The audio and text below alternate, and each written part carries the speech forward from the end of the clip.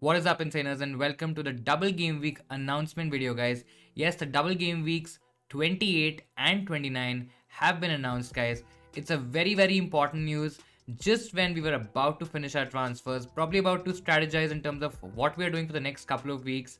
FPL Fantasy Premier League has given us a huge surprise, a huge complication, and they've announced two Double Game Weeks in Game Week 28 and 29.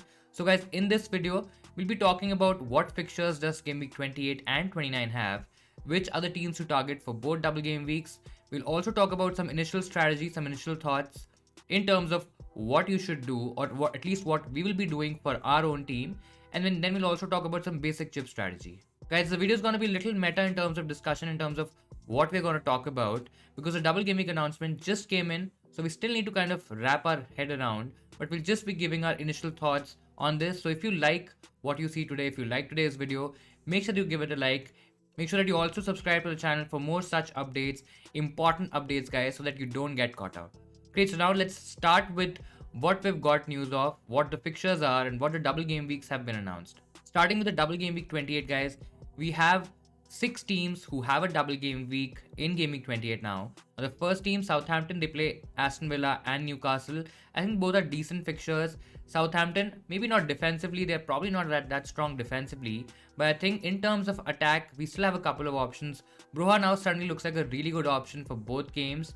Now Aston Villa, they have Southampton and Leeds, so if you probably are already on a couple of Aston Villa players, maybe if you are not, you probably should try to get them in your team. And if, let's say, if you have the likes of Coutinho, maybe Luca Digne, maybe even Ramsey, for example, as a cheap option, now all those players look really good for the double game week 28 fixture, as well as they have a game in game week 30, so that looks pretty good. Apart from that, we have Newcastle who play Brighton and Southampton. I think there are not a lot of Newcastle options. In terms of defense, again, they're not very comfortable in keeping clean sheets. It's not a very strong defense. I think a lot of teams score a lot of goals, get a lot of chances against Newcastle. Maybe Saint Maximin in terms of attack could be an option.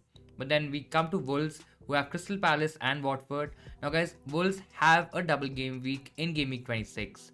Then they have decent fixtures all around.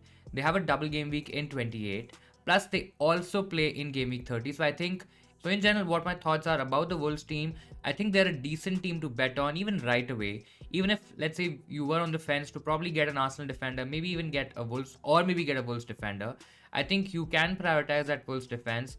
They are decent in terms of keeping clean sheets. They're pretty strong defense. They keep it pretty tight.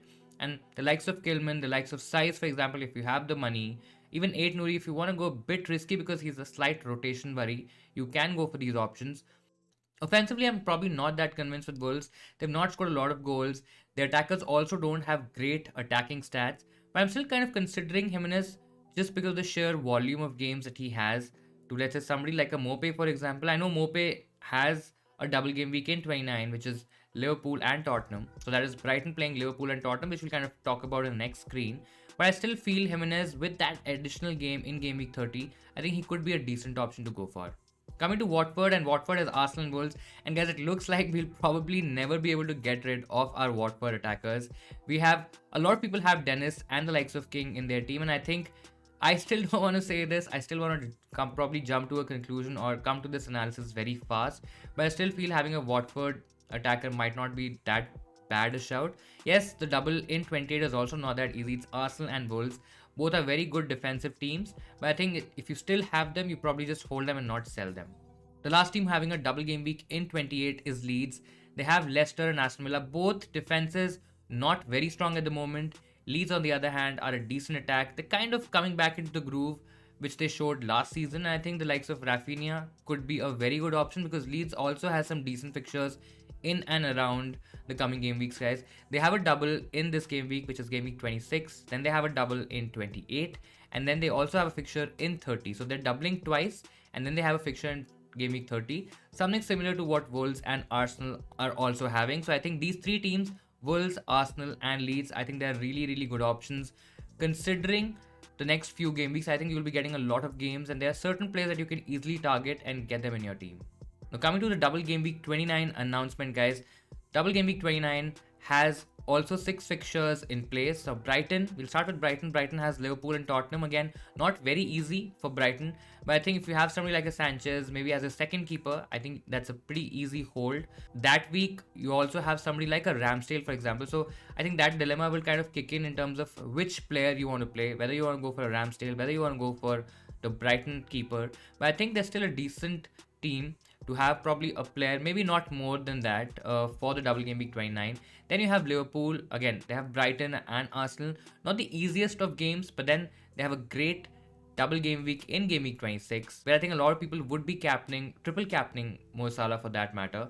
I think for 27, it's kind of pretty easy if you're playing a free hit, because you can get rid of those Liverpool players and then you can get them back in your team for game week 28, which is also a good fixture.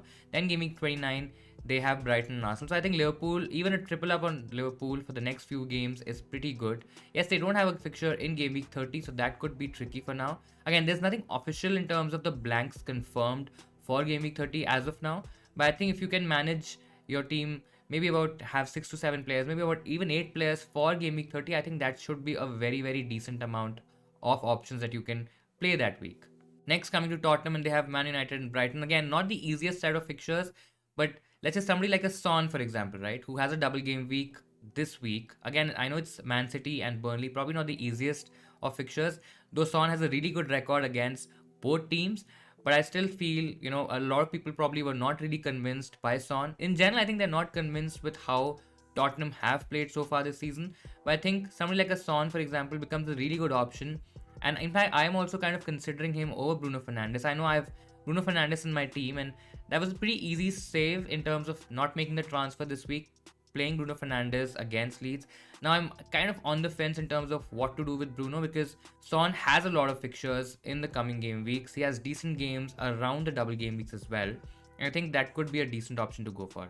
When you talk about Son versus Kane, I think Son is still the better option because he gives us the flexibility to kind of move to different players, maybe even downgrade to cheaper options like a Rafinha, for example. If you don't have him in your team, you can go for Arsenal players as well, in case if you want to make that switch somehow. But it just makes a lot of options very viable and very open in terms of how you want to strategize your team. Coming to the fourth team who has a double game week in Game Week 29, guys, it's Arsenal playing Leicester and Liverpool.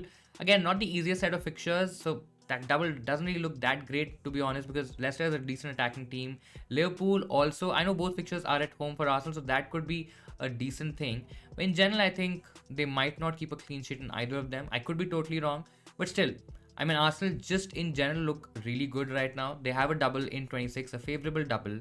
Then, yes, they're blanking in 27. So if you can navigate that 27 blank, you have a decent Arsenal team for 28. You have a double game week in 29, and then you have a fixture in 30 as well. So they're looking really good. Everton, they're playing Wolves and Newcastle. Wolves a very strong defense. Newcastle have also kind of gotten a lot better. And Everton in general, I probably might not invest too much in Everton players. Maybe somebody like a Gray, for example, if he's okay. Maybe somebody like a DCL, for example. You can probably go for DCL as well. I think there are a couple of options that you can probably go for. Defensively, I'm still not very convinced. So I'll probably skip Everton in terms of looking at certain players. For now, they might come in a little later. But at least for now, I'm not really considering any Everton players. Coming to Newcastle now, and Newcastle has Chelsea and Everton, guys. Again, not the easiest set of fixtures in terms of what they're facing. I think Chelsea's a decent team. They'll definitely score. Even Everton are probably going to do a lot better in terms of their attack. So I think those are two tricky fixtures and not really a lot of options to go for there. But one thing to note is that Newcastle is the only team who has a double game week in 28 and 29. So they have back-to-back 4 fixtures in 2 game weeks. I think if you are looking to attack the sheer volume of fixtures, then probably you can get maybe at least one player from Newcastle to kind of gain an advantage of those double game weeks. So guys, these were the double game week fixtures that have been confirmed for game week 28 and 29. Do let me know in the comments below what you think about these. What are your transfer thoughts? How is your plan changing? Is it changing at all? Are you still sticking to the same plan that you had before the announcement was made? Or what kind of transfers are you looking to get in the future? I would definitely love to know your thoughts. Now guys, I'll quickly talk about my thoughts in terms of what I'm thinking for the double game week 26, for the double game week 28 and 29. We'll also talk about a bit about chip strategy. I mean, I'll just give my initial thoughts here. To be honest, guys, I think the free hit in 27 specifically for my team. Let's say if you have 2 free hits and you have a lot of players from Arsenal, Liverpool, maybe 5 to 6 players from Arsenal, Liverpool, you cannot take too many hits. Then I think free hit in 27 is looking a really good option right now. This is especially the case if you have 2 free hits available.